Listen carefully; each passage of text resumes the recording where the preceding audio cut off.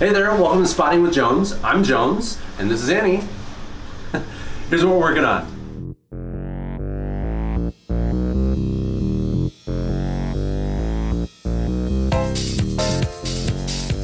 So today we're going to focus on some more contortion moves. This one is going to be full bow pose and also bridge and wheel pose. So those are some back bendy things. So when we're doing partner stretching, just remember that you want to deep breathe.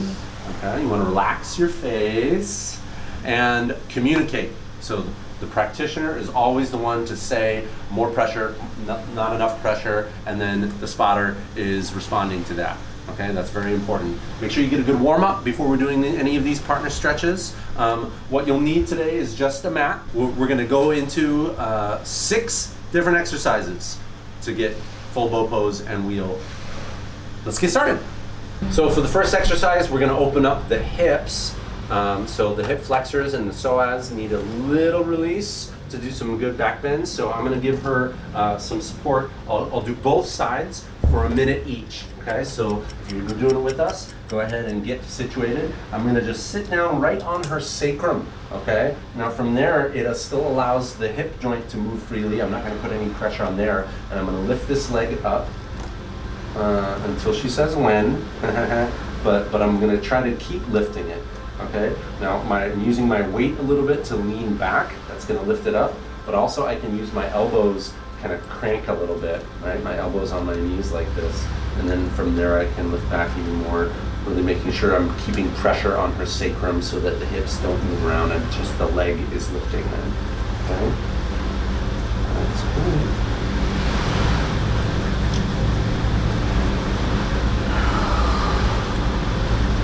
And we've got about 10 more seconds.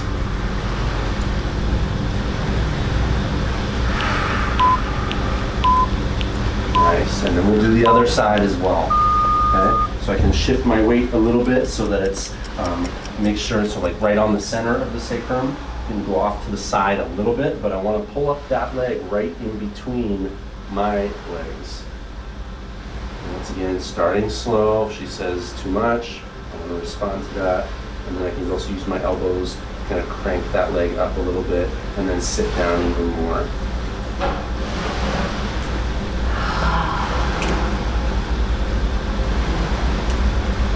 The movement of the leg should come from that femur in the hip socket.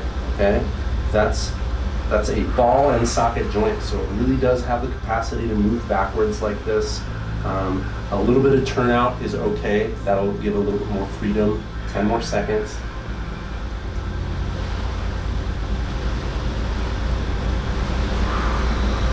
And relax. Nice job. Yeah, we want that ball socket, right?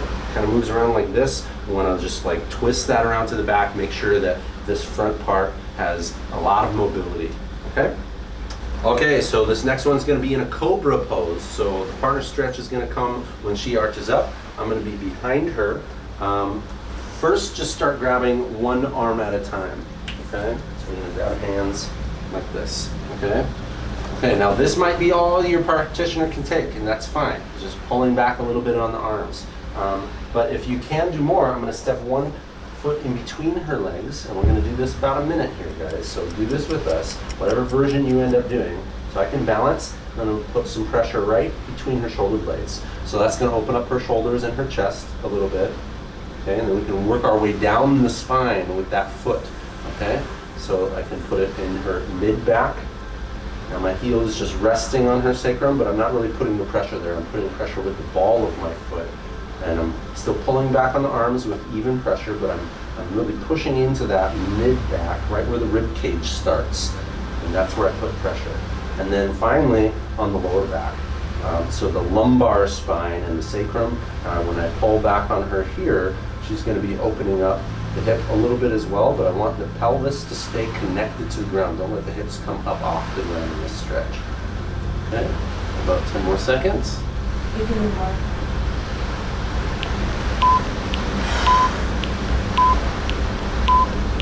And relax. Nice job. Next exercise. Okay, so for this third exercise, we're gonna be in the same position, and instead of me pulling her, she's gonna throw her arms back, okay? I'm gonna give her a little bit of an anchor with my foot on her thigh, okay? Just so she can push up into her legs a little bit as she throws her arms, and this stays on the ground as much as possible. Okay, we're gonna do 3 sets of these, and she's gonna throw 3 times. I'm gonna catch her hands, and then we'll give a little bit of a hold there. Go ahead and start. 1, 2, 3. Now from here, I'm going to give her a little pull, but then she's going to try to hold where she is as she lowers down. 3, 2, 1, and lower down. Good job. Okay, so we'll do that 2 more times. Okay, go ahead. On the final one, I'll give you another version to do. Go ahead and throw. And up. 1. Up. 2. Up. 3. And hold. And give her a little pull so she can feel that reach. And then I'm going to try to let her hold it herself for 3, 2, 1, and then come down. Okay, so for this last version, we're going to do 3 throws again. We'll catch her, but then I'm going to have her do the pushing rather than me pulling. I want her to try to push into me, palm to palm. Okay, let's try that. Ready? And up. 1, 2, 3, and then push. Instead of me pulling her, I'm going to push, give her a little pressure so she's reaching into the line of travel. We want arms and legs to reach that way. Go ahead and lower down. Nice job. So before we do the next exercise, we can sit in a child's pose. Really just make sure that your practitioner takes a little break from their back bending that way by bending forward, releasing the muscles that we just worked. Also, what we're going to do next is a full back bend with the partner help. So each area that we just opened up, the hips, lower back, mid back, chest, and shoulders, okay, we're going to now do those all together. Okay, so go ahead and get set in the position that we're going to do, and we can now pay attention to what areas your practitioner needs the most opening. Okay, and I, as the spotter, I can give help to that. Now I know Annie's probably mostly tighter in her hips. She's got pretty open shoulders, and so my focus will be on her hips for the most part, and you'll notice that.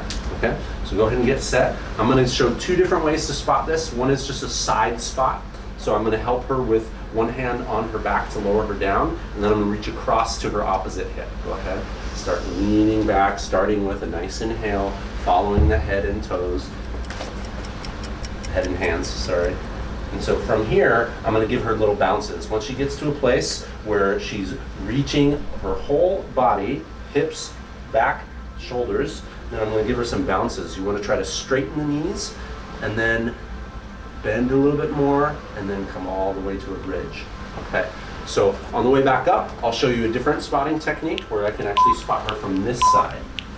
Okay, so I can like hook my hands behind her lower back, just above her sacrum and hip bones, and then I can give a pull and lean, and she can stand up out of that. Okay, now some people might not make it all the way down, that's okay. We can just go back as far as they can and then come back up in this way. Either spotting technique works good, either from the side, or if you like each other a lot, you can do this front spotting technique. Okay? Want to do one more? Okay, arms up. And lean back. Follow those head and hands. Now from here, I'm going to open up her hips a little bit more. So I give her those little bounces. She's going to straighten her knees and bend them again as she puts her hands reaching towards the floor. Actually, give her more. Great. Now from this position, I can also give her knees a little push, that little rocking position to open up the shoulders a little bit more. I can also give her a little lift in this position to give her that experience of her hips reaching towards the sky. Okay, and coming back up, I can hook my hand behind her neck and shoulder so that I can help her lift from there, just kind of staying, giving her a little support on each part of her back then. Okay, great job. So for the 5th exercise, we're going to do a full wheel pose, and that's going to be a bridge position, right? So you start with your hands here, and we're going to do some help with the shoulders. As a spotter, I'm going to then open up her shoulders in this position. Go ahead and come up, Now everybody's gonna have different shoulder flexibility. I can either help from the side or I can come onto both shoulders, just my hands on her shoulder blades, and give a little pressure. What she wants to do is try to straighten her knees. Now from there, we'll show a little exercise where you can walk your feet and hands closer together. But for now, we're just gonna have this position and we'll do 10 bounces for the last 10 seconds. Here we go. 1, 2, 3, 4, 5, 6, 7, 8, 9, 10. Great. Come on down and do a little rock and roll. Rock out your back. So for the next one, we'll go up into that same bridge position, but then as we rock back, we'll have the feet and the hands move closer to closer together on each rock of the bridge position.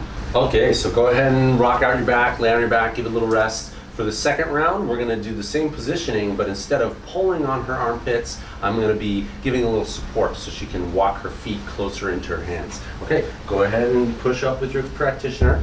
I'm going to position myself here and give it an upward lift so that she can feel support, and then she's going to alternate between pushing her knees straight and then walking her feet in 3 times. Let's do 3 times. We're going to do this 30-second bridge here.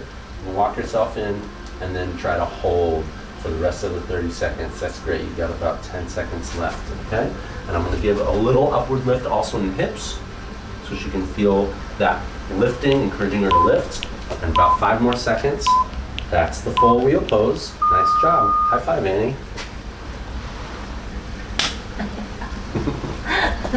Okay, now we move on to the 6th step, which is the bow pose. So we're going to do a couple of warm-ups here. Take about a minute to do all these different positions. So the first one is to just lift your legs up behind you and grab them with your shoulder angle just reaching back behind you. Okay, so this is just a modified position, and then what I can do for my practitioner is just help them pull their feet up and their shoulders up, not even towards each other, just like try to lift them up.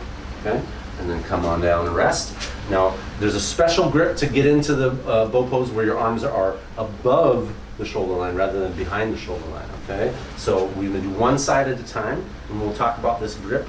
You want to actually have a flexed foot to start, and the hands reach around the foot all the way to the other side, and then from there you can lift your elbow up to the side and then bring that arm into position. Okay, so that's one side. Go ahead and release that and do the other side. So we bring the foot closer in, you grab all the way around the foot and the toes so that the fingers are wrapped around the other side of the big toe there, and then you can bring the foot into position by bringing your elbow up and around to the side, okay?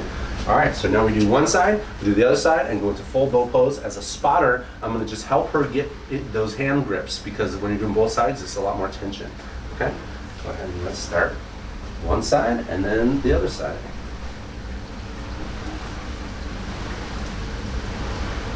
Okay, that upward lift, and then as she's bringing the other hand in, I'm gonna help her with both sides. Make sure the feet and hand connect. A little upward lift of the chest, and she's got it. I can even grab both hands and feet and give her a little upward lift from there as well. And that's full bow pose. Nice job. Okay, thanks for joining us for doing wheel pose and bow pose. One final little tip for the advanced practitioner: if you're gonna do a grip that is not the toes but the ankle, then you're able to pull your foot a little bit more. So we just wanted to give you that as an option for when you restart the video and switch roles with spotter and practitioner. Okay, so once again, partner stretching, always make sure you're breathing deep, you relax your face, and that you communicate. Okay, this is Spotting the Jones. Enjoy. Hot, hot, hot, I love what you do. I said hot, hot, hot, I feel you coming through. Hot, hot, hot, don't you hesitate.